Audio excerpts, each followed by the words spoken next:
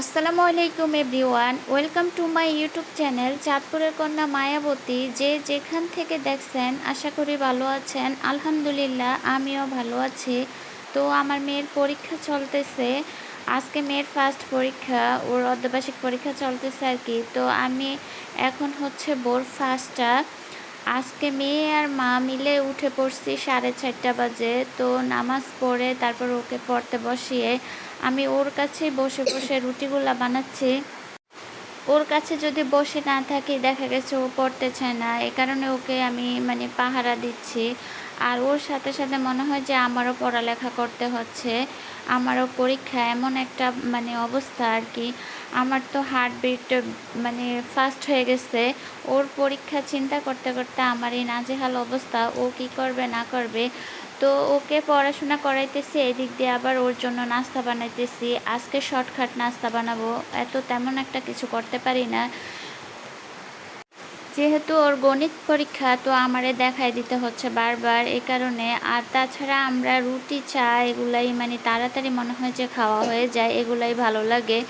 তো ওকে সব কিছু করে ওকে পাঠিয়ে দিয়ে তারপরে আবার চলে আসলাম রান্না করার জন্য। তো ফার্স্টে আমি মাছগুলো একটু লবণ আর হলুদ দিয়ে, কাসকি মাছগুলো আমি সিদ্ধ করে নামিয়ে নিছি। এখন এগুলো রান্না করব, আজকে কাসকি মাছ ভুনা করব। তো মশলা এখন ভালো করে কষিয়ে নিয়ে তারপর আমি কাসকি মাছগুলো দিয়ে দিয়ে অল্প একটু পানি দিয়ে দিচ্ছি।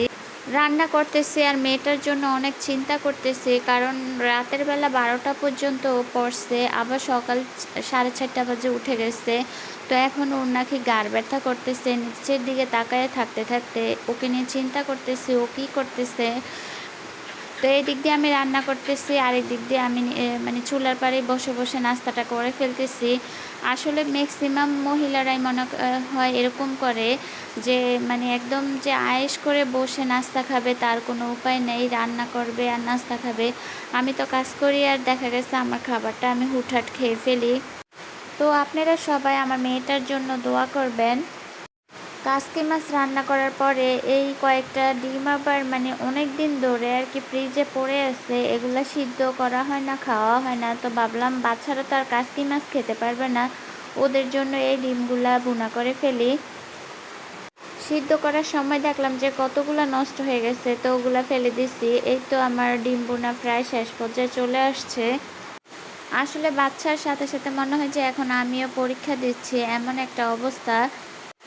ওকে যেহেতু আমি প্রাইভেট স্কুলে পড়াই, তো সেই ক্ষেত্রে পড়ালেখার চাপটা একটু বেশি থাকে, আর সেই চাপটা ওর উপরে একা যায় না, সেই চাপটা আমারও বহন করতে হয়। আসলে এখনও আমি ওকে প্রাইভেটে দিই না, আমি নিজেই ওকে প্রাইভেট পড়াই। তো সেক্ষেত্রে আমার উপর অনেক চাপ থাকে। এদিক দিয়ে আমার ডিম বোনাটা হয়ে গেছে। এখন আমি ফ্রিজে অল্প একটু চাল কুমড়া ছিল, সেই কুমড়াটা আজকে ডাল দিয়ে রান্না করে ফেলছি।